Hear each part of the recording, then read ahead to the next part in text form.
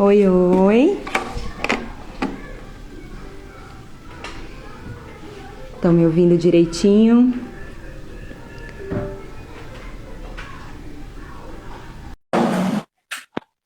Me falem, tá? Se vocês estão me ouvindo direitinho.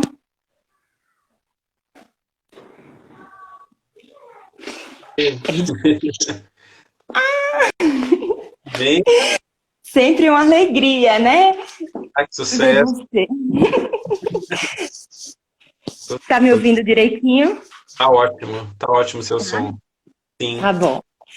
Que ótimo. Primeiro, agradecer a você por aceitar esse convite. É sempre uma oportunidade aprender com você em todas as possibilidades que eu tenho de ouvir você falar. E agradecer às pessoas queridíssimas, né, que acompanham o nosso trabalho, que são nossos pacientes, nossos amigos, e que vão estar com a gente hoje aqui. Então, só pessoas queridas. E primeiro, né, fiz um caminho para eu não me perder aqui, tá? Agradecer a você, primeiro por ter dado todo esse conteúdo, né, desse livro, que agora é meu livro de cabeceira. Eu ia falar que tem alguns livros que a gente lê uma vez na vida, né? E tem livros que a gente lê todo dia. Então, o Tao Te Ching, o Tal da Mente. Então, são materiais de consulta que acabam orientando a gente no nosso caminho. Então, agradecer você primeiro por ter feito o curso, né? Que foi uma experiência transformadora da minha vida e todos os dias tem me ajudado. Então, às vezes eu quero saber o que está acontecendo comigo. Eu falo, o que o Edgar, agora concretamente, em vez de perguntar Edgar, né? Eu posso abrir o livro e saber assim, qual é a opinião do Edgar sobre essa situação. Então, eu fico muito feliz de ter você aqui concretamente, tá bom? E aí, queria que, assim, a gente tem todo esse caminho, né? O tema da nossa live sobre esse mundo que a gente vive, sobre as orientações, né, que a gente tem no livro, no Xing, na filosofia taoísta para viver mais harmonicamente. Mas eu queria ouvir de você um pouco, principalmente nesse momento que a gente está agora, né? Pós-pandemia, pós-governo, que machucou muito a gente, que era um fator de doença só de ouvir o presidente falar, né? Então, eu queria ouvir um pouco de você, assim, mais geral. Como que você acha que essa filosofia taoísta, né, do Xing, esses ensinamentos, podem ajudar a nossa mente a gente recomeçar, né? A gente vai ter um novo período para o nosso país, um novo período para cada indivíduo também se organizar. Só que quando a gente olha para a nossa fisiologia, a gente está cheio de medo ainda, dentro, resquício desse período, e com pouca energia para, né, tocar nossos projetos, né, começar novos ciclos. Então, eu queria ouvir um pouco de você, como que você acha que esses ensinamentos, junto, né, com a medicina chinesa, com a fitoterapia, mas talvez a gente pode aprofundar depois, podem ajudar a gente nesse período do mundo agora, tá bom? muito bem. Olha, Fê, boa noite para todo mundo que está presente. E eu que agradeço você, tão gentil, tanto no convite como na sua apresentação, né? Eu quero começar dizendo que se nesse período de recuperação que a gente vai viver, estamos vivendo e vamos viver, nós vamos precisar de todas as ferramentas possíveis, né, Fernanda? Assim, de clínicas, filosóficas, de práticas, tudo vai ser necessário.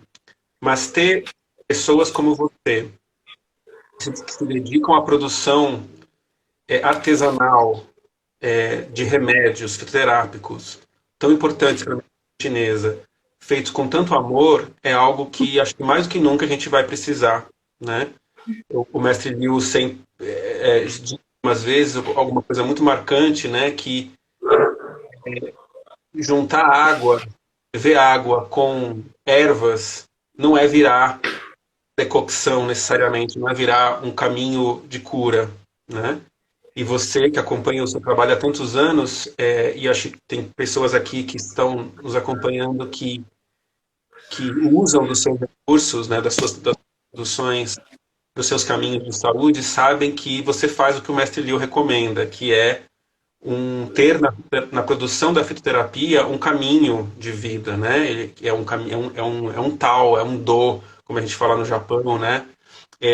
Que é colocar intenção, que é colocar amor, que é colocar dedicação nesse preparo. Então não é um preparo industrial, é um preparo artesanal, e que isso, acho que cada dia mais eu estou entendendo o quanto que faz diferença. Eu acho que eu queria começar lembrando um conceito essencial da nossa medicina, que é: a mente é uma substância vital. Tenho repetido essa frase incessantemente em tudo que eu falo sobre o livro, sobre esse tema, isso, nos atendimentos para as pessoas, nas orientações de caso. A gente, por mais que a gente saiba, como praticantes da medicina chinesa, que a nossa mente é totalmente intrínseca à nossa fisiologia, e cada vez mais a gente vai aprendendo, né, Fê, que a nossa fisiologia é totalmente intrínseca ao mundo em que a gente vive. Logo, imaginar que a nossa mente vai ser a parte do mundo que a gente vive é algo completamente ilusório, né? Apesar de toda a ciência, eu me surpreendi essa semana com o número de pessoas me contando a diferença que sentiram no corpo e na mente, em vários aspectos, de sobrecarga após as eleições. Algumas pessoas referiram da mesma forma a de sobrecarga desse final de pandemia, né? Claro que esse final de pandemia é algo muito menos marcante, né? Um processo que está se constituindo, ainda nem acabou efetivamente totalmente, né? Mas, tendo uma substância vital, a gente precisa entender que um corpo cansado, um emocional que foi sobrecarregado e que, por conseguinte, gerou alterações biológicas, é injusto cobrar que nós estejamos já, como você disse, preparados para começar novos princípios, já motivados para uma nova primavera que se inicia agora e animados para o ano que vem. Isso é muito ilusório, né? Você já me viu em aula brincar, né? Levanta a mão quem está com a estrutura do coração em dia, né? Porque assim, ninguém tá, porque a gente sofreu muita pressão, muita retenção de padrões psicoemocionais super crônicos. Então, a resposta é muito complexa para a sua pergunta, ou seja, a gente vai precisar de tudo, a gente vai precisar de prática mesmo, de esvaziamento do coração, de recuperação da nossa quietude, do nosso silêncio interior, né? A gente vai precisar de muita filosofia, porque o nosso país tá cindido, né, Fê? Tá rompido, há uma energia, além da energia de medo que a gente viveu e que a gente ainda vive, há uma energia de agressividade no ar, né? Hoje mesmo eu passei pela região do Parque do Ibirapuera, que é uma região que eu passei a vida inteira, né? Nunca passei ali com medo, né? E hoje passei ali com medo, porque estava tendo uma manifestação com um tom bastante estranho ali, sabe? Então, imaginar que viver esse tipo de situação não cobra um preço muito palpável do nosso corpo, da nossa energia, da nossa mente, é uma visão muito, muito superficial, né, Fê? Então, a gente vai precisar das práticas, a gente vai precisar de muita filosofia e a gente vai precisar, ao tema um pouco da nossa live, de muito suporte clínico, né? Nós, como terapeutas, né, Fê? Você sabe, está vivendo isso, eu também, a minha esposa também, a Helena, todos nós estamos precisando de buscar novos terapeutas para nos ajudar a recuperar minimamente a nossa condição, até para podermos atender melhor e ajudar. Então tem sido um desafio imenso, né, Fê? Eu fico muito feliz da gente poder contar uns com os outros, né? Terapeutas poderem contar com os outros. Então, a gente poder contar com terapias chinesas, com toda a equipe de terapeutas, não só atendendo a gente, né? Dando suporte, orientando o seu trabalho de orientação desde a pandemia até antes, né, que sempre fiz orientação com você, foi crucial e determinante para a gente não paralisar o nosso fluxo, não interromper, né, o nosso movimento de ajudar as pessoas. Enfim, então, a gente poder contar, e tem muitos terapeutas assistindo aqui a live, né, professores, pessoas que trabalham atendendo o público, né, da gente poder ter esse suporte para atender as outras pessoas. Mas eu queria ainda falar disso que a gente estava nesse gancho da conversa anterior, lendo o livro, tem algumas situações da nossa vida que a gente precisa liberar esse acúmulo, né? Pensando até no hexagrama liberação, né? Que fala de como ter uma ferramenta para pôr para fora, dar vazão a esse medo que ficou retido na gente tantos anos, né? E quando a gente passa por uma situação dessa, né? Voltando terça-feira da aula, eu passei no bloqueio dos caminhoneiros. E a sensação era que eu estava entrando num caminho sem fundo, assim, numa coisa assim que eu não sabia o que ia ter no final, né? Não sabia se ia apedrejar meu carro, porque quando a gente vê geralmente uma manifestação, tem um motivo claro, né? Eu quero uma reajuste de salário, eu quero uma transformação nesse ponto, e essas manifestações têm virado um ataque geral a qualquer coisa, né? Tem muitos relatos de crianças que foram violentadas, né? Mães, mulheres, enfim. E a gente fica com esse medo retido. E aí, para falar disso, que foi uma coisa que eu aprendi com você, que assim, tem uma alquimia profunda com a fitoterapia chinesa, com essa forma de agrupar as ervas, igual a escolha dos pontos, que promove uma liberação que eu nunca vi antes. Quando eu usava outros tipos de ervas, quando eu usava despretensiosamente um chá, ou até quando eu me dedicava mesmo a fazer uma fórmula, seja com qualquer outras ervas, que eu nunca atingi como a gente atinge com um fitoterápico para liberar um fluxo que está estagnado, liberar uma emoção, né, retida. Então, eu queria que você falasse um pouco da sua experiência nisso, dessas liberações, foi por isso que eu escolhi trabalhar com a fitoterapia chinesa, foi por isso que eu aprendi, decidi estudar e seguir estudando com você, porque eu fui vendo no meu cotidiano melhoras incríveis com esse liberar desse medo, dessa tensão, dessa coisa, né? Tem muitas pessoas que viveram lutos e que não passam nesse período, situações difíceis, términos, enfim. Então, tem muitas situações que estão precisando dessa ajuda, né? Então, queria ouvir você um pouco sobre isso. Muito boa pergunta.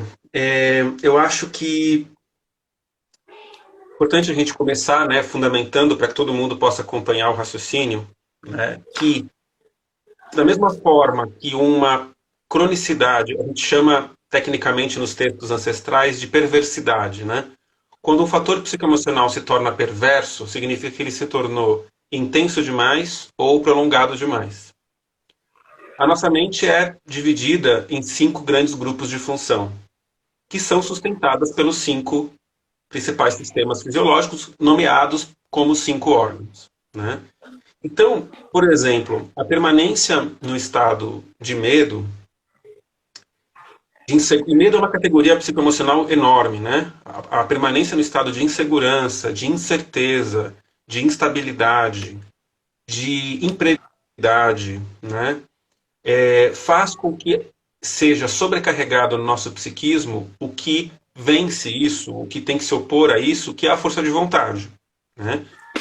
Também vencer isso, quem tem que dar suporte para que a gente encare, né? Para que a gente levante da cama, para que a gente enfrente o bloqueio, para que a gente, se você não tivesse força de vontade, você olharia essa situação imprevisível e voltaria para trás, né? Ou se paralisaria, que é o efeito do medo quando ele prevalece no nosso psiquismo, que é nos paralisar, né? Só que nós, na saúde, nós temos que ter preparo para empregar a nossa força de vontade, né? De ter retidão, de ter resiliência, de passar por situações imprevisíveis e tal. Só que não estamos preparados para viver isso de forma tão prolongada. Hoje mesmo estava conversando com meu filho, Lucas, de 13 anos, né? Sobre o quanto que, para a vida de todos nós, foi desgastante, de maneira ainda não compreendida, o que foi passar 2 anos e pouco com a morte na nossa porta. Né? O que foi isso? Assim? Qual foi a força psicoemocional da gente ir no mercado, da gente ir na farmácia, receber uma encomenda, né? Então tudo isso, eu estou falando de uma situação de luxo aqui, eu em casa recebendo encomenda. Muito pior é quem tinha que pegar um ônibus, quem tinha que ir trabalhar no hospital, né? Eu atendi muitos enfermeiros durante todo esse período da pandemia que, assim, são heróis, né? Herói, eu não gosto muito dessa palavra, mas são pessoas heróicas nesse sentido de só que nada disso é sem custo. Não tem o herói, não tem a pessoa que tem grande retidão, que não tem um custo para a fisiologia. E nesse caso, é uma sobrecarga imensa para o sistema do rim, né? Que é quem tem que garantir no psiquismo o suporte para a função da força de vontade. E é interessante você trazer os hexagramas e trazer a liberação, né, Fê? Mas sabe que nos últimos dias, pós-eleição e recentemente, eu tenho tido uma reflexão importante sobre o hexagrama abismal, né? Abismal é água sobre água, né? E para quem não está familiarizado com essa linguagem, os medos, o próprio rim, a força de vontade, todos são análogos, são codificados no Xing sobre o trigrama, sobre o símbolo da água. Então, Fê, tive várias situações de ter que lidar com o abismal, tanto em oráculo, como conversas e consultas, de quando eu agora tenho uma situação que é de fato amedrontadora, como a que você viveu essa semana, né, que é amedrontadora mesmo, e eu preciso de força de vontade para superar, ou como eu posso ficar paralisado, congelado, agora em que tudo é medo, em que tudo eu preciso ter o excesso de zelo, o excesso de cautela, o excesso de controle até, para não ter mais riscos, porque o sofrimento já foi tão grande dos últimos anos que a gente está tão cansado que é como se eu não suportasse passar mais por nenhum tipo de risco. E, claro, o risco é o problema é o sofrimento que eu possa sentir. Né? Eu não posso mais ver uma pessoa da minha família doente, eu doente, alguém sofrer um problema muito sério, porque eu já não tenho mais força de vontade para enfrentar. Então, quando a gente entra nesse ciclo, né, e acho que você conhece bem isso na prática clínica, você perde até a noção de quem veio primeiro. A pessoa está congelada pelo medo porque a situação se apresentou dessa forma, ou ela está congelada pelo medo porque ela já não tem mais força de vontade para empregar para essa superação. E aí que entra a fito e todas as ferramentas da medicina chinesa, mas especialmente a fito, né? Por que a fito é importante? Desde o Imperador Amarelo, que é o primeiro livro dessa medicina, ele fala: quando as doenças são do campo do interior e são graves, a principal ferramenta, dentre as 5 ferramentas da medicina chinesa, a principal é a fito. São as fórmulas, né? Porque elas vão atuar de dentro para fora, elas vão atuar mais rapidamente nesse nível. E, por exemplo, recuperar o sistema do rim, que é o sistema mais profundo da nossa fisiologia, exige as ferramentas mais profundas e as fórmulas mais intensas. Inclusive as fórmulas que a gente recomenda até muitas vezes que a pessoa tome em decocção, que são as sopas, como, né, que tomem da forma mais forte possível, ou feita da forma mais correta possível, como você prepara as suas fórmulas. Né? E aí essa mágica acontece, né, Fê? Que é só o trabalho físico, só o trabalho clínico, recuperando o rim, por exemplo, pode ser que dê força de vontade para a pessoa e preencha certas lacunas internas. Eu estou falando aqui do abismal porque a saída de uma situação de abismo, de um buraco sem fim, parece um túnel de obscuridade que está imersos, a única saída proposta é ir preenchendo as lacunas, passo a passo, para poder sair. Né? E aí eu tenho lacunas internas e tenho lacunas externas. Tenho lacunas físicas, tenho lacunas que eu vejo o mundo. Só que como é que eu vou pedir para a pessoa ver o mundo de outra forma, talvez ver o mundo com menos insegurança a partir de agora, relaxar um pouco mais, se entregar um pouco para a imprevisibilidade, se ela está apavorada e se ela está sem força de vontade? Porque para eu entregar para o imprevisível, o que vai ser o ano que vem? O que vai ser o final da pandemia? Ela vai acabar ou vai ter uma outra onda? Esse tipo de imprevisibilidade, para eu conseguir encarar isso numa boa, eu tenho que ter rim, como a gente fala, eu tenho que ter força interna. Né? Então, ao mesmo tempo que só o trabalho psicoemocional, só o trabalho terapêutico da psicologia, só a elucidação filosófica, só o trabalho da meditação, muitas vezes é insuficiente quando o corpo não está curado. Então, um trabalho lindo que você faz como educador, além de terapeuta, é isso, de trazer a consciência, perceba que você está congelada pelo medo. Ponto. Isso é perceber. Vamos aceitar isso. A situação é amedrontadora mesmo. Ponto. Agora vamos recuperar o seu corpo. Né? E com calma, e com aceitação, e com paciência. Esse trabalho conjunto de filosofia, né? um modo natural de ver as manifestações do mundo e suporte de recuperação de um padrão paralisante como o desgaste do rim, pode fazer uma alquimia incrível, que é a pessoa passar a ver o mundo de outra forma. Ela pode passar a reagir ao mundo de outra forma. Muitas vezes, um dos trabalhos que eu faço há muitos anos, né, Fê, é tirar da nossa linguagem como terapeutas e pacientes a ideia de que eu sou alguma coisa, né? Eu sou medroso, eu sou raivoso, eu sou irritado, né?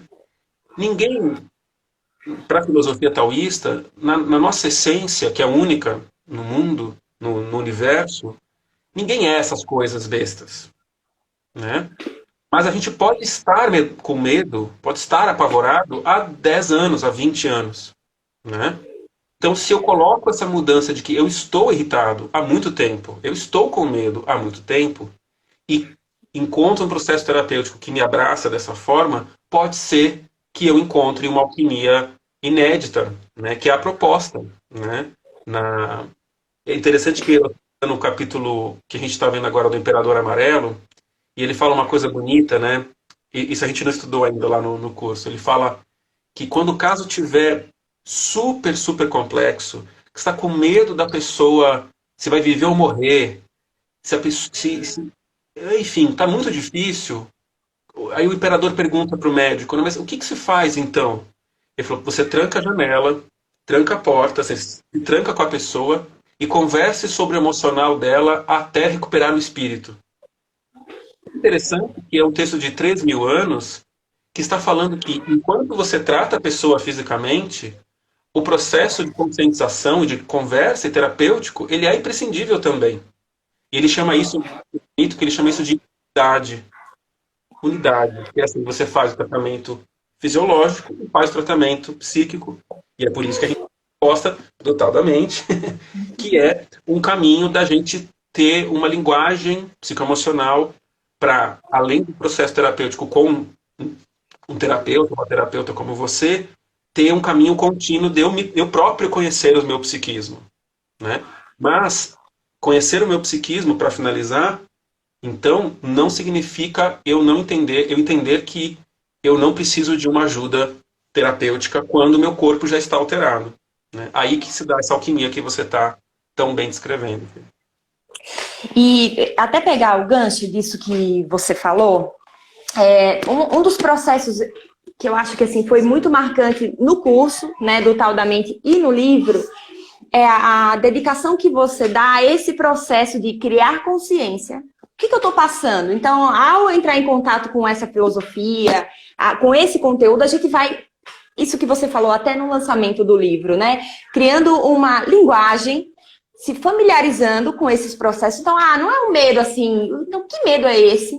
Como ele está afetando o meu corpo? Como ele está afetando minha mente? Como ele está paralisando meus processos? Porque viver com medo muitas vezes impede você, até uma coisa simples como visitar alguém, fazer uma viagem, começar a estudar uma coisa nova, mudar de vida, né? Então, esse processo de transformação na vida que muitos de nós precisam, é uma coisa vital, né? Olha, não dá mais para eu viver desse jeito que eu vivi aqui, né, na pandemia até agora. Eu preciso mudar. Quando a gente vive sustentando essa coisa, esse aspecto psíquico do medo, desse trauma, a gente não consegue se pôr em movimento. Então, a queixa de muitas pessoas é isso, né? Eu queria fazer uma coisa nova, eu não tenho energia, eu não tenho reserva, eu me sinto paralisado, eu não consigo renovar, né, a minha vida. Então, tem esse desgaste, né? Então, quando a gente cria consciência com essa linguagem que você vai dando pra gente, seja no livro, nos cursos que você ensina,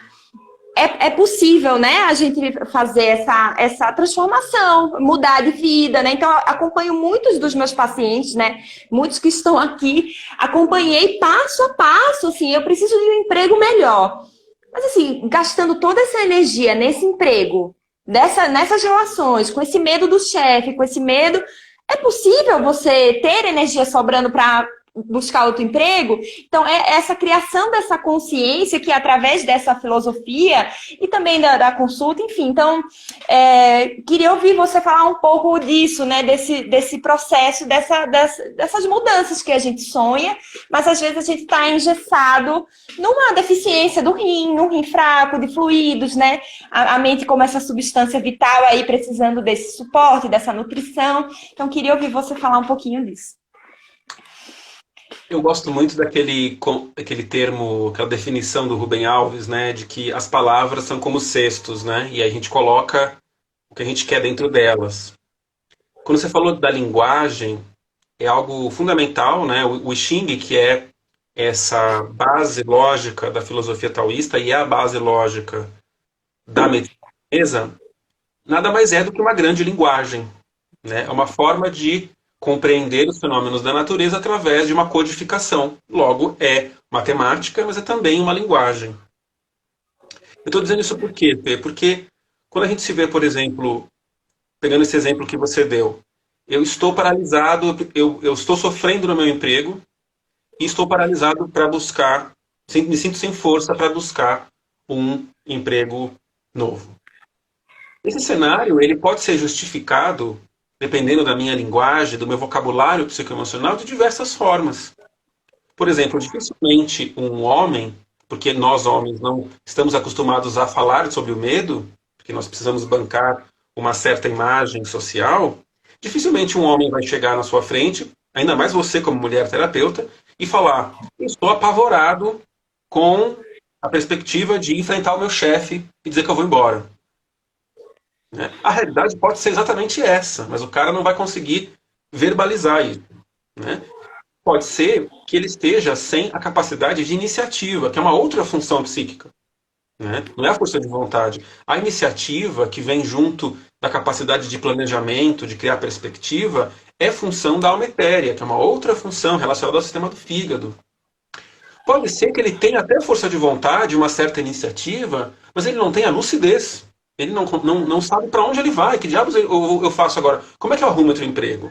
Isso chama abertura, né? Identificação das soluções, das possibilidades. Isso é função de outro aspecto psíquico, que é a consciência. Então você percebe que se a gente não ganhar um certo refinamento, um certo vocabulário psicoemocional, eu posso chegar para alguém, para o meu terapeuta, e falar assim, não consigo mudar de emprego. Aí eu posso cair nesses lugares, né? Eu sou incapaz, eu sou medroso, eu sou burro, eu sou lerdo, eu posso criar rótulos muito maléficos, muito perversos, né, sobre mim mesmo, ou até fazer um problema que a gente discute no livro, né, Fê, que é a transferência da responsabilidade psicoemocional. Então eu vou falar assim, mudo de emprego porque a culpa é do meu chefe. Eu não mudo de emprego porque a minha mulher não deixa. Eu não mudo de emprego porque, sei lá, porque minha mãe me fez. Eu posso transferir para alguém a responsabilidade de conscientização, aceitação e transformação dos passos que eu tenho que dar. Né? Então, esse vocabulário é super importante. E a identificação, por isso que a gente traz os hexagramas, né, para o livro, a identificação do que está acontecendo dentro e do que está acontecendo fora. Né? Porque pode ser que eu precise, por exemplo, fazer uma revolução. Eu preciso, que é um hexagrama do Xing, né? Criar consciência de que eu não estou contente aqui nesse processo. O meu contentamento está fora, está em outro processo, e que eu não vou fazer essa mudança de maneira necessariamente gradual e tranquilinha, e sempre muito pacífica. O Xing prevê até situações em que o controle sobre uma situação insatisfatória ou abusiva, em que lesa nossa saúde em todos os níveis, precisa de uma intensidade. Agora, de novo, como é que eu vou buscar uma intensidade se esse paciente está com deficiência de Yang, por exemplo? O cara não consegue acordar de manhã sabe, tá acordando 3 vezes à noite para fazer xixi de tanto falta de função que ele tem para segurar a urina. Né? Aí você vai pedir pro cara, revolucione a sua vida. Manda esse chefe a merda. O cara não tem essa força de enfrentamento. Né? E aí que entra o diagnóstico, né? Essa identificação que, por exemplo, um aspecto fundamental aí no que você trouxe sobre esse momento de novas perspectivas, essa discussão sobre as alterações do fígado, né? E o fígado é o órgão mais complexo do nosso corpo. Então a pessoa pode estar sem essa capacidade de iniciativa, até a capacidade de empatia, de olhar para o futuro e para as pessoas ao redor e ver sentido e ter conexão com as coisas. Tem muita gente vivendo isso agora, né? Que é claramente um resultado de um padrão fisiológico chamado depressão das funções do fígado, diminuição das funções do fígado, que a gente chama tecnicamente de depressão do Ti do fígado, mas que é a depressão das funções do fígado, que veio de anos, né, um período gigante de frustração, de falta de a visualização de um futuro possível, né? Semana retrasada eu ouvi de uma paciente, né? Ah, eu tô um pouco engessada e tal. Ah, tá, eu tô falando dos padrões do fígado. Ela falou, porque eu não sei se eu vou comprar uma passagem para as férias de janeiro ou se eu vou comprar uma passagem para ir embora do Brasil. Então talvez semana que vem eu tenha uma resposta melhor para você, né? Então imagina o que é viver com a incapacidade de criar uma perspectiva que é função da alma etérea. Então, como a gente viveu muito disso, muita gente está em depressão do tio do fígado e não consegue ter força para se pôr em novos ciclos. Só que por que o fígado é tão complexo? Porque essa pessoa pode, ao tentar lutar contra isso, chegar no consultório em fogo do fígado. Chegar no consultório explodindo de raiva e não sabe nem por quê. Mas é o corpo dela tentando lutar e recuperar essa capacidade, né? Então, por isso que o terapeuta experiente, um terapeuta que tem esse vocabulário, precisa acolher essa pessoa e guiá-la nessa alquimia de recuperação, né, Fê? Que é muito difícil. E nisso que você falou, né? Pensando tanto nos padrões do fígado, até como num outro hexagrama, a gente vai pensar na questão da desnutrição, né? E da necessidade de nutrir. Então, se eu tenho algum nível de deficiência do sangue, de desnutrição, isso impacta diretamente nessa saúde do fígado, né? Então, eu queria ouvir você falar um pouco disso, né? Tanto como a medicina chinesa pode ajudar, mas diretamente as fórmulas trazerem essa nutrição e a gente recuperar esse fluxo, né? E falando, porque senão eu vou falar já do hexagrama e não sei o quê, mas quero ouvir você falar um pouco disso, porque senão a gente vai, sem essa nutrição do sangue, começar um ciclo de nutrição, e é uma coisa que eu sempre me pego tendo que ter atenção, né? Então, eu tô desnutrida, eu preciso me nutrir. Aí a gente vai, assim como no hexagrama e na discussão que a gente, né, faz nesse livro, e sempre será que eu vou chegar no final do ciclo tendo conseguido me nutrir daquilo que eu preciso, né? Será que todo esse meu movimento que eu vou fazer e dessa necessidade de me conectar a algo, de melhorar a minha vida, será que isso vai ser atingido no final desse ciclo? Ou eu vou ter criado uma série de outros problemas que no final do ciclo eu vou ter que estar resolvendo ao invés de estar nutrida, né? Então, como essa desnutrição impacta, às vezes a gente criando mais problemas em vez de resolver os problemas, né, que a gente tem. A mente, como substância vital, ela é a substância mais sutil, obviamente, é a substância mais yang. Quando eu falo que os órgãos, os sistemas mantêm a função da mente, a gente precisa voltar para uma linguagem bem básica dessa medicina, que fica tão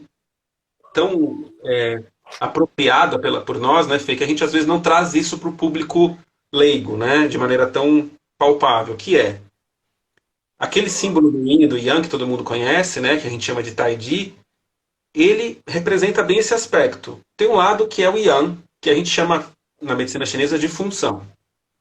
Tem um lado que é o yin, que é o que a gente faz analogia e representa a nossa estrutura. Então toda a nossa medicina, nosso modo de ver saúde e doença se baseia nisso.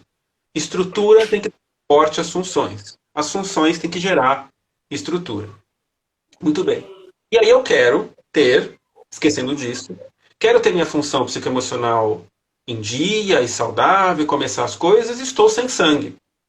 E o sangue, por exemplo, a gente tem uma frase ancestral nessa medicina, o sangue é a raiz da alma etérea, né? Então, assim, a alma etérea, que é essa capacidade funcional da mente de criar planejamento, perspectiva, conexão, sentido e uma palavra virtuosa que é estabelecer os nossos princípios, que é onde eu quero chegar, para onde eu vou amarrar o meu burro aqui daqui para frente, né? Eu preciso de ter uma estrutura saudável dando suporte a isso no cérebro, uma coisa bem física. Quando eu tenho pouca estrutura, o que vai acontecer inevitavelmente é uma prevalência de uma falsa função. Quando o yin declina, prevalece o yang, prevalece uma função. E quando patologicamente uma função, em qualquer aspecto do nosso corpo, inclusive na mente, eu tenho agitação, eu tenho inquietude, eu disparo uma função inapropriada, incontrolável.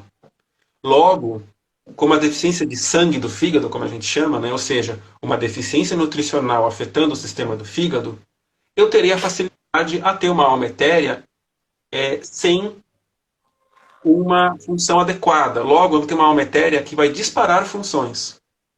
Você entende? O que é disparar a função da alma etérea? Eu vou sonhar pra caramba à noite. Então eu vou acordar mais cansado ainda. E durante o dia eu vou devagar, eu vou me conectar a coisas inapropriadas, eu vou me perder nos meus princípios. E aí, ao invés de numa deficiência de sangue, inevitavelmente eu me sinto infeliz. Eu sinto no corpo que alguma coisa está errada. Olha essa combinação como ela é problemática. Eu sinto que estou errado, alguma coisa está ruim comigo. Me sinto profundamente infeliz.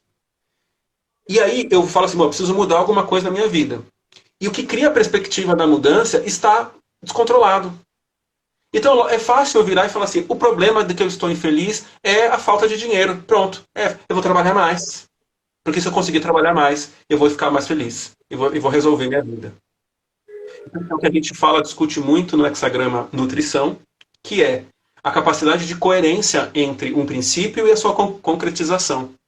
Se você precisa de sangue para recuperar a sua fisiologia, a concretude disso tem que ser sangue.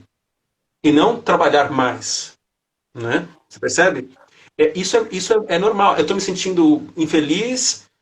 Isso é porque eu estou me agradando pouco. Eu posso criar um princípio bizarro. Então eu vou comer doces, todo dia doce, para tentar preencher uma lacuna inexistente nesse aspecto. E aí o doce, ao invés de me nutrir, eu vou prejudicar ainda mais a minha formação de nutrientes, acabar o dia mais infeliz ainda. Né? E aí vem fórmulas, né? O Silbutan, famoso, né? O Tijú de Huan, fórmulas que você produz, que você escreve de forma muito poética, de forma muito linda sobre o papel delas, que vão, para um pouquinho, não se cobra agora começar coisa, estabelecer princípios, vontade, tesão pelas coisas, para tudo. Só come essa picanha aqui, come esses legumes. Um feijão preto, vai, né? Feijoada aqui, e toma essa fórmula aqui, sossega uns 15 dias, recupera um pouquinho esse sangue, para você ter uma equivalência um pouco mais saudável entre função e estrutura, para que aí a sua mente possa estar um pouco mais saudável para ter uma função da alma etérea que seja minimamente eficiente. Né? É interessante esse termo que é complicado, né, de falar, mas as nossas funções psicoemocionais elas têm que ser eficientes. Não é só ter ou não ter, elas têm que ser maduras, refinadas, elaboradas, né? Treinadas até. Né? Que é uma discussão que a gente teve muito lá no curso, né, do Tal da Mente, né, sobre o treinamento das virtudes, que parece algo um pouco forçado e tal, mas não, é um caminho trilhado para a gente refinar o nosso psiquismo. Né? Então não adianta eu só ter alma etérea ou não ter, não é binário assim. Eu ter saudável, e aí aprender a ter, por exemplo, poucos princípios e válidos e muito certos, e me encaminhar para concretizá-los. Né? Então, mas não dá para cobrar refinamento psicoemocional e caminho de virtude quem está doente. Isso é injusto. Isso é injusto com a pessoa. É por isso que a gente teve lá no Tal da Mente, né, Fê, tantos colegas psicólogos fazendo o curso. Né? Porque eles sentem isso. Um psicólogo de verdade sente quando, através do método deles, pega um paciente que está saudável, minimamente saudável, e usa, faz um método correto e o caminho terapêutico e tem resultado, tem progresso, tem melhora da qualidade de vida. Mas eles também sentem, quando a pessoa está muito doente, fica ali girando em torno do psiquismo patologicamente perturbado e não chega em lugar nenhum. 10 anos de terapia e não chega em lugar nenhum. Né? E isso é que difere uma abordagem psicoemocional nossa, da medicina chinesa, da abordagem ocidental, que faz uma segregação. Tem o psicólogo, tem o médico, tem o clínico, tem não sei o quê. Né? Tudo isso somos nós na medicina chinesa. Né? Nós temos esse desafio imenso de abraçarmos tudo isso junto. Né? Fez sentido o que eu falei, Fê? Muito, muito. E você falando isso e vendo também os nossos pacientes que estão aqui, né? Inclusive a Júlia, que escreveu, queria agradecer a ela por tanto carinho, a Lígia, né? O quanto essa filosofia, que agora está nesse livro, então vou dizer de novo isso, o quanto isso me ajudou no consultório. Porque eu também, como paciente, antes de ser terapeuta, tenho essa deficiência de sangue horrorosa, né? Que em alguns determinados momentos da minha vida, eu olhei ao redor e falei assim, tá tudo errado, né? E iniciei ciclos, agi de maneira a destruir tudo que eu tinha conquistado, fazer coisas, né, que não tinham o menor sentido com aquilo que eu já tinha construído por causa dessa deficiência de sangue. Então, quando eu entrei em contato com essa filosofia, quando eu levo isso para o meu consultório, para dizer assim, olha, né, para o paciente, o problema não é todo o seu entorno. Não tem nada errado com o seu marido, não tem nada errado, né, com o seu emprego. Muitas vezes a pessoa está trabalhando naquilo que ela gosta, ela é feliz fazendo aquilo, ela está feliz com os filhos, né? Tem esse lugar, mas essa deficiência de sangue causa essa inquietação, dizer, não, eu preciso achar o problema aqui. E aí a gente inicia todo um ciclo que é isso tá errado, isso é errado, isso é errado. E aí, quando a gente traz essa ferramenta filosófica, né, para o consultório, a gente consegue olhar, olha, né, o que a gente pode fazer aqui, né? Fortalecer internamente, né? Então, às vezes se nutrir, às vezes descansar, né? A importância desses períodos de repouso, né? Se você está desnutrida, é hora de você começar a resolver toda a sua vida, você tem que resolver, né, se fortalecer minimamente para se sentir melhor, né? Então, essa filosofia trazida para o consultório traz uma calma, né? E que é isso? Eu preciso criar consciência que eu estou desnutrida. Eu preciso aceitar que vai levar um ciclo para eu me nutrir minimamente. E aí eu posso transformar algumas coisas que estão me inquietando, né? Pequenos conflitos, né? Pequenas dificuldades, que também para a pessoa que está desnutrida é muito mais difícil acordar, trabalhar, cuidar dos filhos, né? Tem uma camada a mais de dificuldade. E com essa filosofia, eu fui me nutrindo dessa calma, né? Olha, tem todo um ciclo, né? Não é todo o ciclo que a gente vai ter a parte do contentamento, do bem-estar, né? De curtir o que plantou. Não é agora. Então, assim, queria ouvir também você um pouco disso, porque as melhoras no consultório são muitas, né? E a gente, tanto quanto terapeuta, quanto paciente também, poder ter acesso a uma frase. Às vezes eu abro o livro, é uma frase, assim, sabe? Olha, vai com calma e já muda meu dia, né? Olha, vai, né? Se conecta consigo mesma dentro dessa dificuldade. Então, queria ouvir você falar um pouco disso. A gente tem uma visão muito curta, né, Fê? Muito, muito imediatista em relação à nossa saúde. Se eu passo mal hoje, se eu tenho uma diarreia hoje, eu vou no máximo pensar no que aconteceu na hora do almoço, no meu café da manhã. No máximo eu vou pensar em ontem. Será que aconteceu alguma coisa comigo ontem? A gente não tem uma visão, nós não aprendemos a nos relacionar com a nossa saúde em ciclos grandes, né?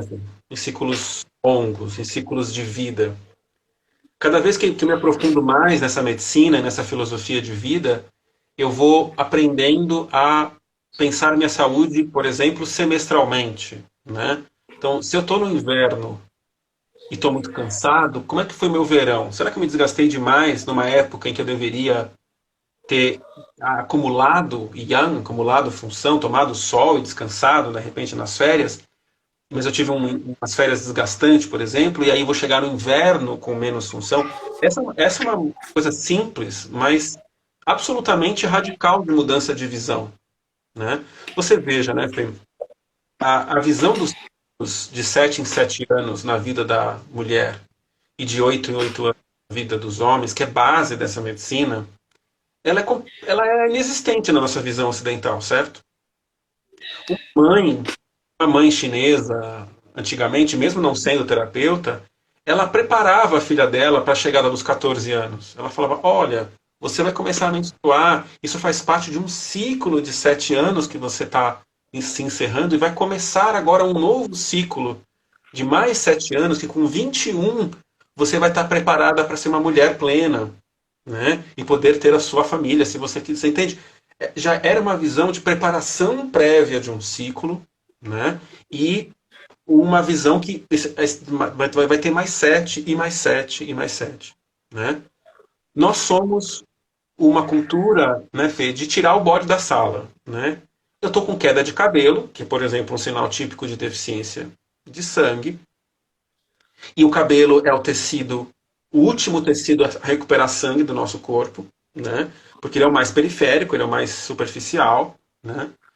E aí eu passei um mês de um tônico capilar, alopático ou da medicina chinesa, não importa, e tomei uma fórmula para recuperar o sangue durante um mês, e chego para o meu terapeuta e falo: não vi resultado, acho que não está funcionando para mim.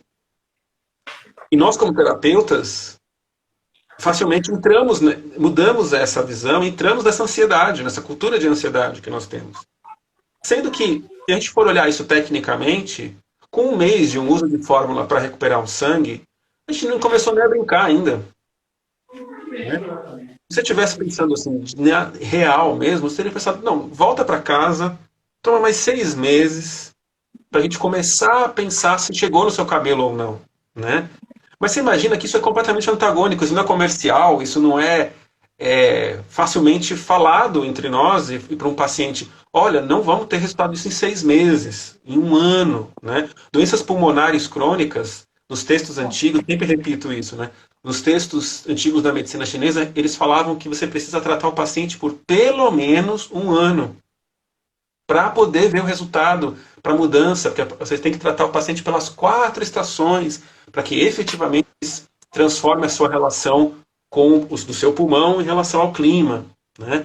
Então essas visões, né, Fê, de amplitude, de longo prazo, a visão de que se eu quero me recuperar, seja de energia, seja de sangue, seja de fluidos, eu preciso terminar o meu dia com crédito, não com débito. É uma coisa besta, uma coisa idiota. Uma vez eu fiz um curso muito profundo de alquimia taoísta, de coisas para longevidade, não sei o quê, e era um curso de práticas, né? Com o mestre de Wudan. E aí eu sentei lá, imaginei que ele fosse fazer as práticas mais fantasmagóricas, assim, que eu ia plantar bananeira e sei lá, ejacular de ponta cabeça, sei lá o que eu ia fazer. E, na verdade, o que ele disse foi: antes de qualquer coisa, assim, sei lá, 10 horas do curso, ele passou 8 horas falando: vocês precisam terminar o dia com crédito. Para isso, tem que simplificar a vida. Para isso, tem que escolher as batalhas que valem a pena. Para isso, tem que abandonar o que não faz parte dos seus problemas. Ter a humildade de dizer: isso é meu, isso é do outro, né? Romper as dependências psicoemocionais e deixar cada um com seus problemas, né? E ter aceitação para lidar com os meus. Não querer lidar de frente com a vaidade, né? O quanto que eu estou sustentando coisas para parecer coisas para o mundo. Então esse termo taoísta que é muito clássico, que é simplificar a vida, né? Simplificar a vida não é para viver no mato necessariamente, não. É uma vida onde quer que você esteja, uma vida que seja coerente, simples, e que você dê conta. Dê conta, para que, dentro das limitações atuais, não sobre o ideal, né? Por isso que, assim, até você escreveu lindamente nos textos da apresentação da live, né, que a nossa filosofia vai totalmente contra essa proposta de trabalho enquanto eles dormem, seja o dianteiro, né? Tem um termo taoísta que é ser o dianteiro sob o céu, né? A gente não quer ser o dianteiro sob o céu. Sob o céu quer dizer no mundo que a gente vive. A gente não quer ser o dianteiro. A gente quer seguir no nosso ritmo, num ritmo que a gente sustente. Que eu vá dormir à noite tendo capacidade de meu corpo falar assim, beleza, sobrou um pouquinho aqui, eu consigo recuperar. Agora, se a gente vive, como diz o Imperador Amarelo, cansados de manhã e cansados à tarde, como é que eu vou terminar o dia com crédito e virar para o meu terapeuta e falar assim, não, de fato não está funcionando, não está funcionando, né? Se a gente vive isso no consultório de maneira palpável e na nossa vida também, né, Fê? A gente vive uma ansiedade tão grande pela aparência, pela produtividade, pela cobrança, pelas pressões. As mulheres, então, eu acho uma coisa insustentável, né? Que tem que ser linda, tem que ser jovem, tem que ser uma mãe maravilhosa, tem que ser perfeita no trabalho, tem que ser socialmente agradável e alegre, disposta e carinhosa e sexy e tudo. Tem que um monte de coisas, né? Quando você fala tudo isso junto, não, ninguém vai chegar no fim do dia com crédito, né? Nem se comer a melhor feijoada do mundo, nem se tiver as 8 horas de sono maravilhosas, não vai, não dá conta, né? Então, isso que a gente fala muito, que uma recuperação de saúde profunda, muitas vezes passará por uma revisão de todo o modo de encarar a vida. Eu estou fazendo minhas coisas para quem? Eu estou priorizando o quê? Né? Se eu estou priorizando a minha saúde em primeiro lugar, eu vou precisar de humildade de falar, eu não estou dando conta disso tudo aqui.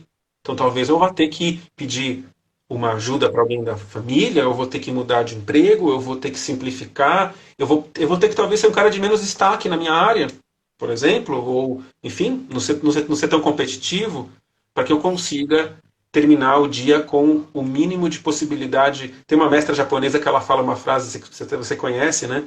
Ela fala uma frase fantástica que é: como você monta a sua rotina para que você não carregue o cansaço de um dia para o dia seguinte, né? Pô, se você for pensar nisso profundamente, isso é transformador, né? O que a gente vive na prática, né, Fê, na nossa vida, né, especialmente acompanhando os nossos pacientes, é a pessoa que acorda de manhã como se estivesse saindo da tumba, né? Ela precisava de mais 3 dias dormindo. Mas toca o despertador e ela tem que levantar e só o rim levanta ela da cama, né?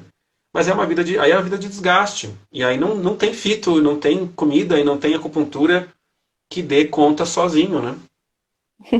E aí a gente pensar até sobre essa mesma filosofia, né, vem trazer para a gente, e no livro você fala muito disso, como a consciência é importante para entender isso, e até o hexagrama, mas também no próprio trigrama do aderir, né, o quanto a gente vive numa sociedade que quer que a gente grude em tudo, né. Então, esse dia anterior ao levantar da tumba, em quantas coisas eu tive que viver aderida?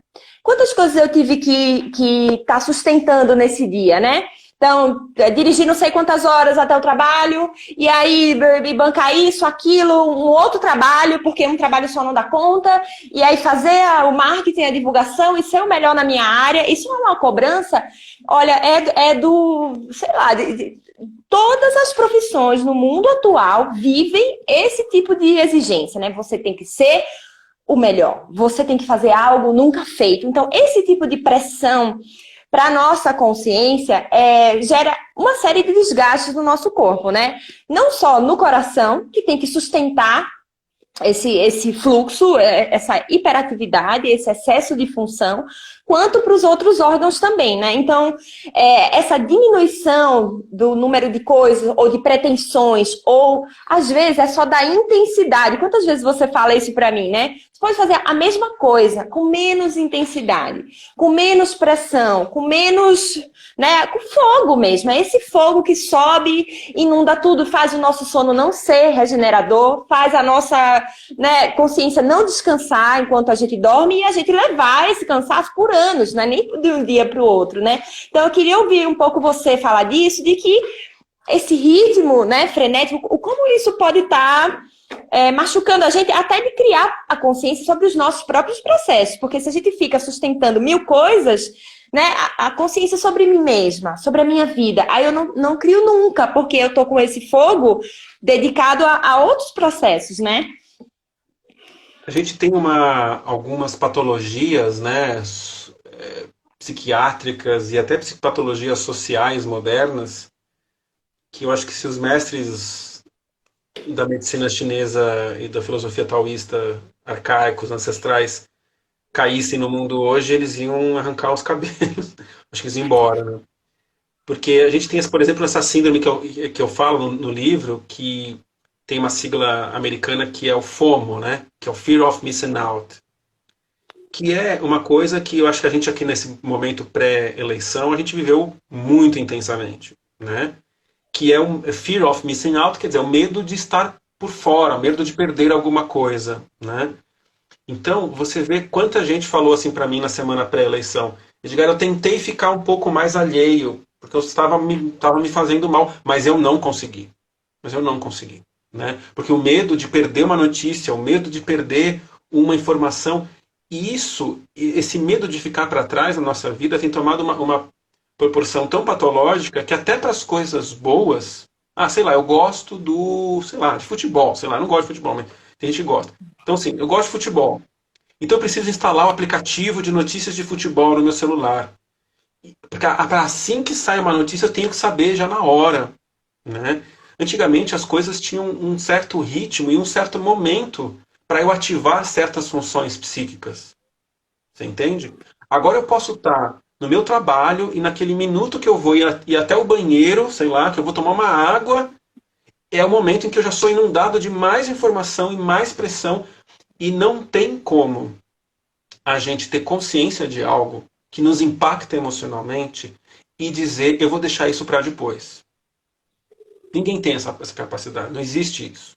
Se eu leio uma notícia, se eu leio uma notícia que não me impacta, que não me interessa, até isso pode ser menos. Mas se eu leio uma notícia que isso bate em mim, até fisicamente, eu me sinto mal, me sinto aderido àquilo, preocupado, medroso, não importa, qualquer relação emocional com uma informação, eu automaticamente aquilo se torna meu problema. E aí eu vou pensar solução, aí eu vou pensar perspectiva, eu vou pensar envolvimento. Só que pode ser coisas que eu tenho ação, mas na maior, imensa parte das vezes não tenho nada para fazer sobre aquilo, né? E esse estado de hiperexcitação gerado, por exemplo, por essa sensação de não poder ficar por fora, vai gerando esse estado que nós chamamos na medicina chinesa de fogo do coração, né? Que é um estado de hiperexcitação da consciência, um estado de tudo mais alerta, tudo mais intenso, tudo mais brilhante. Só que tudo que a sociedade quer da gente, Fê, é que a gente viva em fogo do coração. Porque uma pessoa em fogo do coração, para a empresa, ela produz mais. Para o consumo, ela consome mais. Para a indústria farmacêutica, ela toma mais remédio, porque ela não vai dormir, ela não está ansiosa, ela está maluca, né? Então, o mundo do fogo do coração, ele é quase que esperado de você, né? Quando você falou lá do fogo, do hexagrama que é fogo sobre fogo, que é o aderir, cai nessa grande discussão que peraí, mas quais são os nossos recursos para viver uma vida lúcida, produtiva, organizada, mas que seja de forma saudável, sustentada pelo meu corpo. E aí ele vai falar um termo ancestral lá do Sting, que é a criação da vaca, né? Como criar a vaca, né? Criar a vaca significa eu saber ter cultivos que são sustentados por longo prazo, porque a vaca era um símbolo na cultura clássica chinesa de algo que era muito bom, né? A vaca dava leite, dava carne, dava uma porra de coisa, mas que era muito demorado em relação à galinha, ao porco, muito exigente, né? Que eu só vou comer a carne dela daqui a muitos anos. E a gente não quer saber nada disso, filho, né? A gente quer saber que as coisas sejam resolvidas rápido e para hoje, e que as soluções de uma angústia sejam imediatas ou que sejam feitas na porrada, que sejam feitas intensamente, né? Você disse algo para mim no dia seguinte da eleição do primeiro turno que me foi muito precioso, né? Porque eu fiquei muito abalado, né, com o primeiro turno, aquele cenário todo preocupante e tal.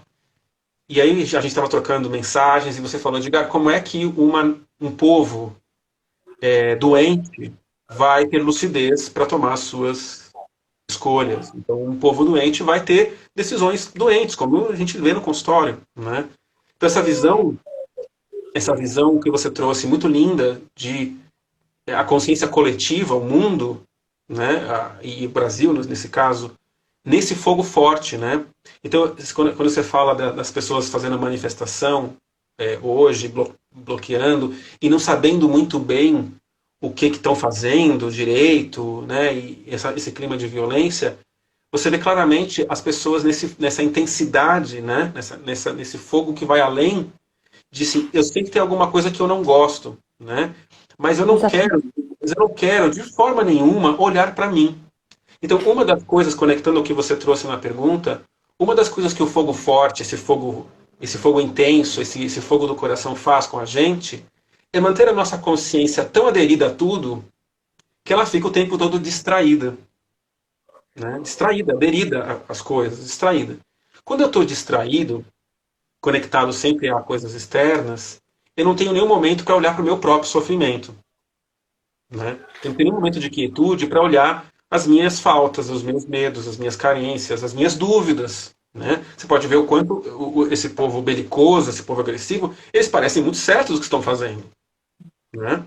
Então, isso tudo é um resultado de uma situação de um afastamento total da capacidade de se aquietar, de se observar e de ter tempo, de ter cultivo de longo prazo, de acreditar na suavidade. Então, a gente criar nossos filhos, né, e falar com os nossos pacientes sobre momentos de silêncio, momento de uma leitura. Você está falando de estar lendo livro, né, Fê? Quantos pacientes falam hoje para a gente que não conseguem mais ler um livro? Porque sentar e ler um livro já é algo que era trivial, já é hoje demais. Né? É parado demais. Eu preciso hoje ter um audiobook, porque eu não vou parar para ler o livro. Eu preciso que o livro seja lido para mim enquanto estou dirigindo ou lavando a louça, porque eu não posso fazer uma coisa só, parar, sentar no sofá e ler meu livro. Né? Então a gente vai se afastando desse universo interno, do silêncio, até porque, né, Fê, eu recentemente passei uma situação bastante traumática, bastante dura, e eu vi o quanto que é fácil, parece mais fácil, eu lidar com o que é muito duro para mim emocionalmente, me distraindo o tempo todo, me projetando para fora, me envolvendo com coisas que não fazem o menor sentido para mim, não é nem que eu quero, né? Porque se eu parar um pouquinho e me aquietar, o problema vai emergir, né? Então, por mais que ir numa consulta parece para a gente algo tão trivial, porque a gente faz isso há tanto tempo, né? Se consultar, é nossa vida. Um paciente vir para uma consulta nossa e se abrir para esse tipo de conversa que a gente está tendo aqui, exige uma coragem imensa. Né? Imensa. Porque é tudo que a gente não está fazendo lá fora. Né? A gente está, assim, para ganhar, para produtividade, para correr, para conquistar. Parar e se falar das suas questões, se aquietar, deitar numa maca, ficar em silêncio, receber uma acupuntura, isso que são coisas básicas, mas que para a maior parte da população já é muito diferente. Por isso que sábado um aluno perguntou para mim, mas Edgar, esse paciente aqui já podia ter alta, né? Por que ele continuar vindo na consulta? Eu falei, primeiro a gente vai falar para ele que ele pode ter alta, claro, né? Mas não desvalorize, não tire o valor desse encontro semanal seu com esse paciente, porque pode ser que na vida dele seja o único momento do o único momento de falar, ser ouvido, ouvir, ficar no silêncio, receber algo que o conecta com o próprio corpo, né? Esse é um processo curativo que dá todo um início a uma possibilidade de uma vida mais simples, mais criativa na vaca, né?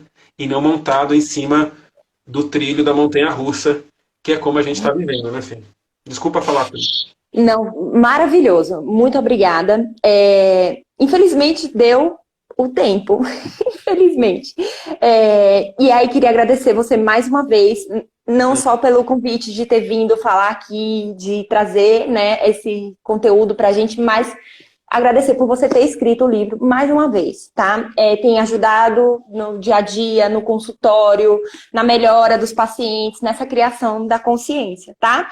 Dizer às pessoas que o livro está disponível para ser, né, adquirido, entrem no perfil do Edgar e do Terapias Chinesas que vocês conseguem. Também tem o link que vai para casa de vocês, né? Lá, compra, vai pelo correio. Então, assim, é um livro essencial nos dias de hoje e eu só tenho a agradecer ao Edgar por esse conteúdo tão rico e que tem ajudado tanto no nosso dia a dia, tá bom? Agradecer você mais uma vez, Edgar.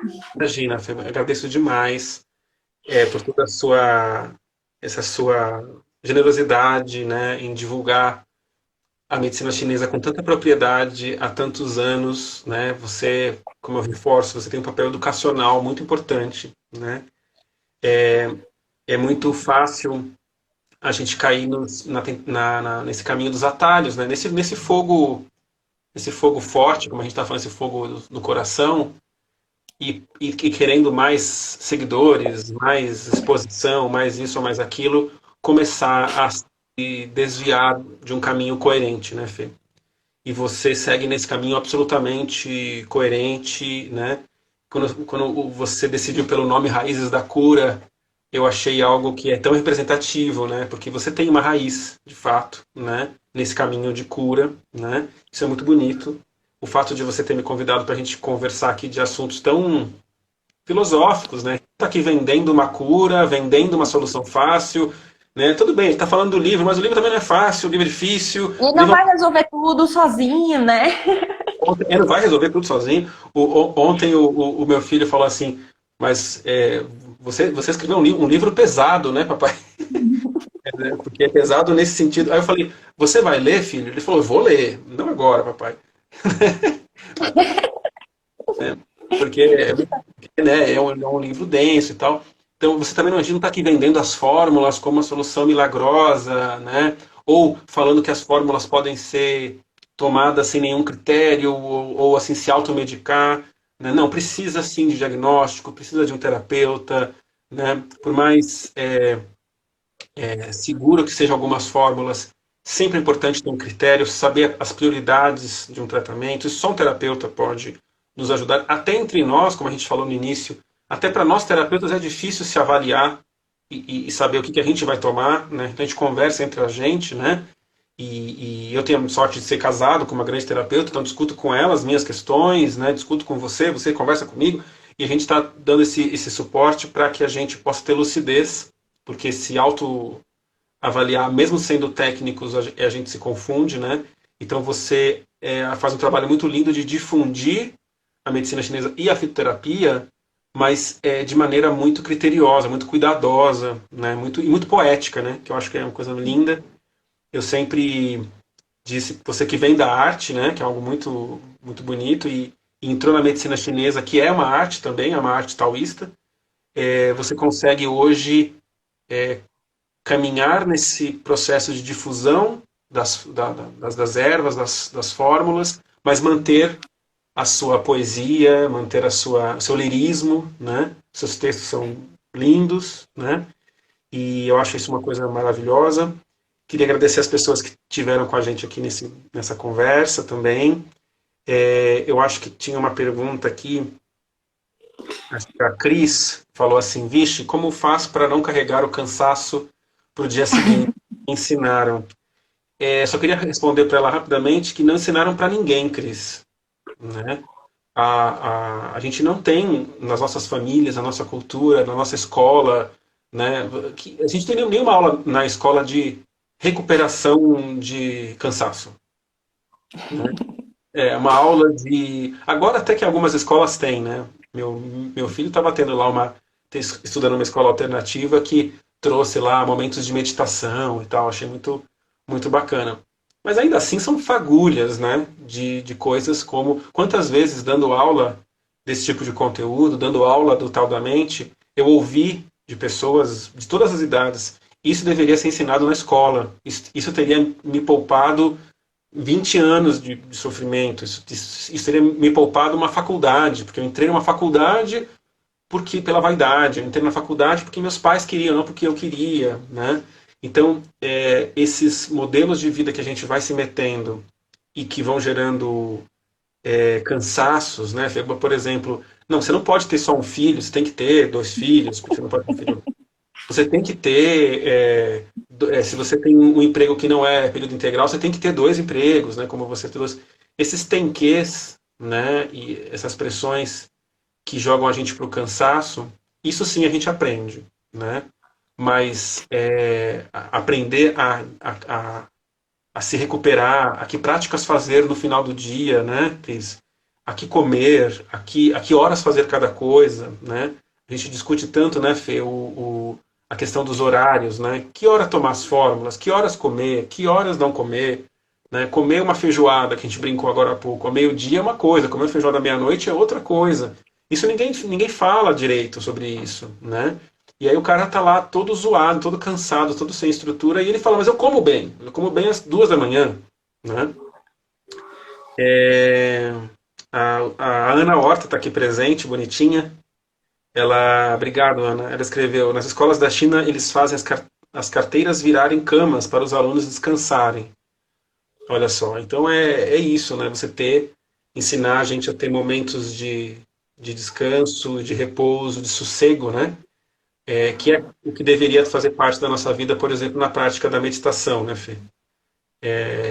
Que a meditação não é uma prática para ser necessariamente transformadora e disciplinar, e não. A meditação nada mais é do que são momentos de sossego, né? Momentos de repouso, de paz, até para que eu consiga dormir mais em paz, né?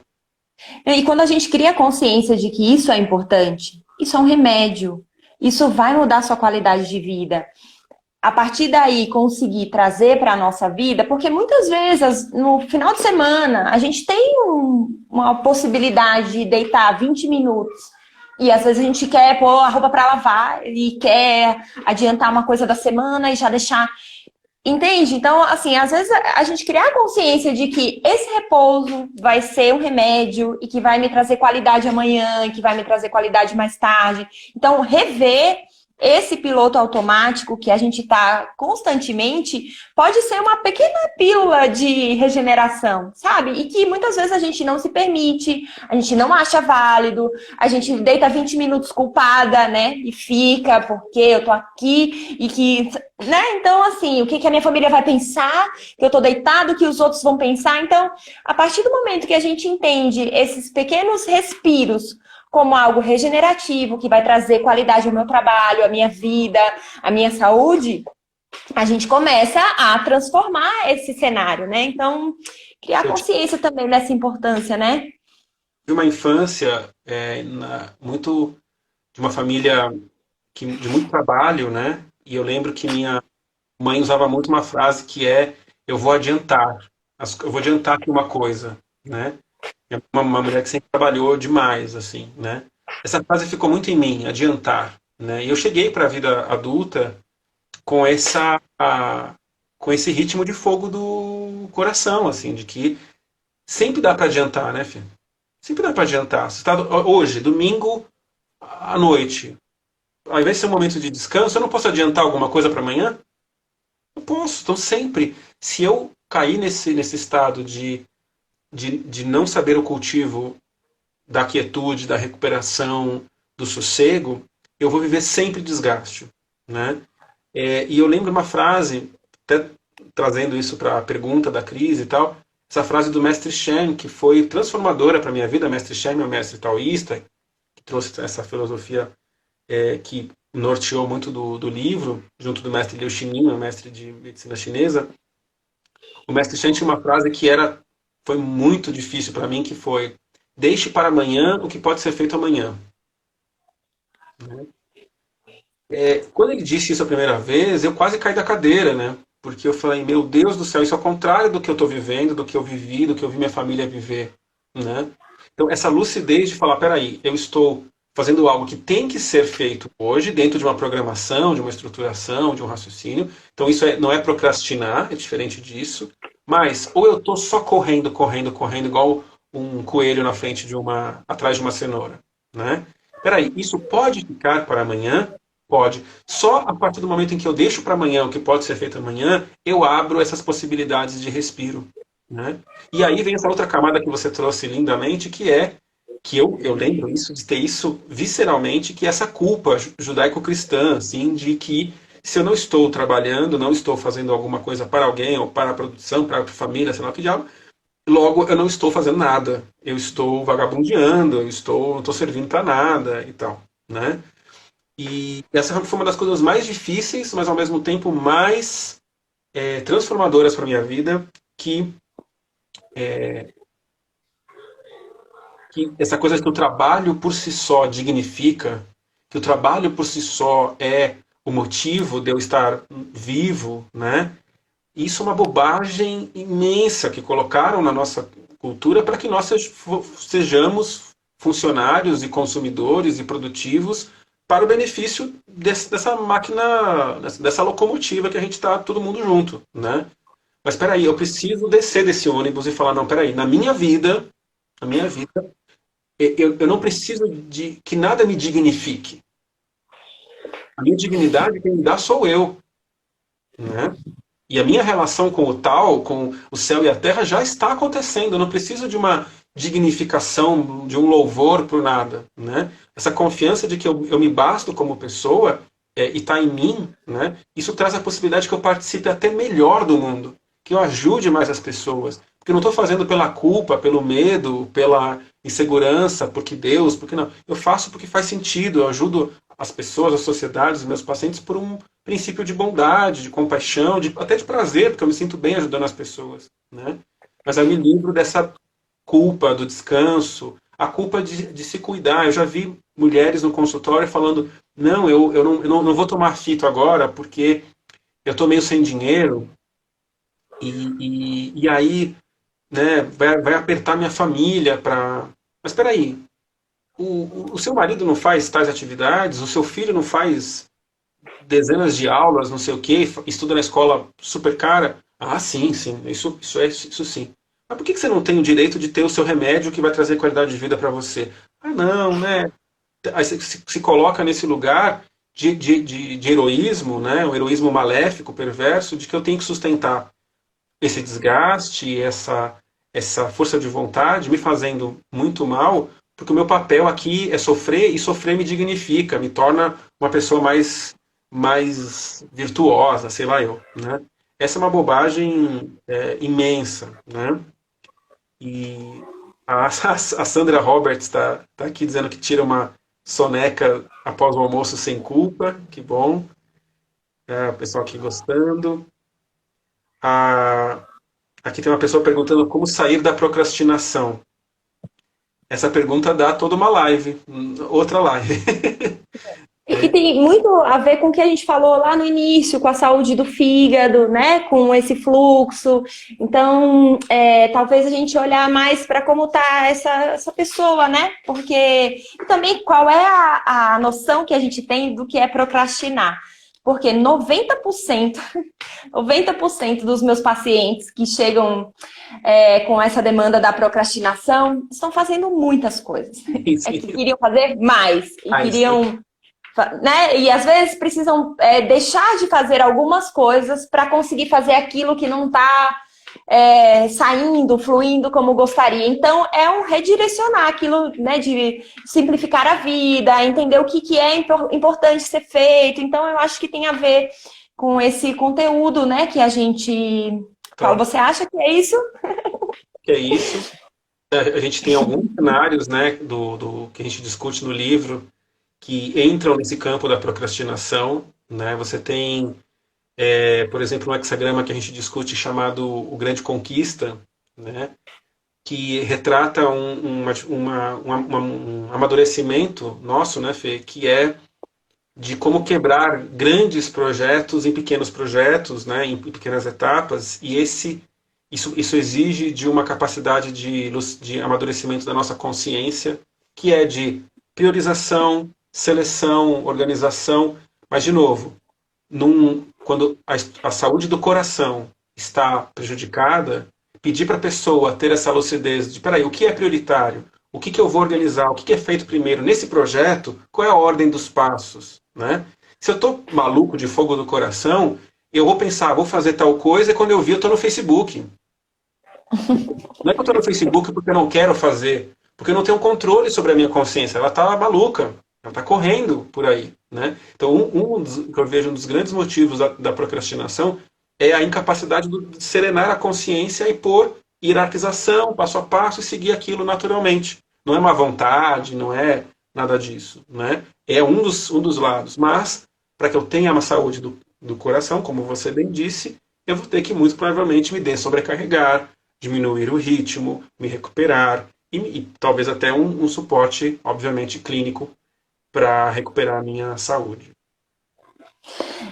Boa pergunta, né? Talvez a gente possa se dedicar mais, talvez a trazer isso, porque como a gente começou a live falando, a gente vai ser impelido a começar um novo ano e, né, uma nova perspectiva e novas coisas, e a gente fica querendo, né, transformar mesmo a nossa vida, né? Nossa, que vai melhorar e que vai ter outras aberturas. Então, a gente quer entrar nisso, né? Então, talvez a gente se preparar, né, para o que a gente quer fazer, debater um pouco isso e irmos mais fortalecidos, né? Talvez seja essa palavra. Eu estou fortalecida o suficiente para fazer isso que eu estou querendo, então talvez a gente precisa de ajuda mesmo, né?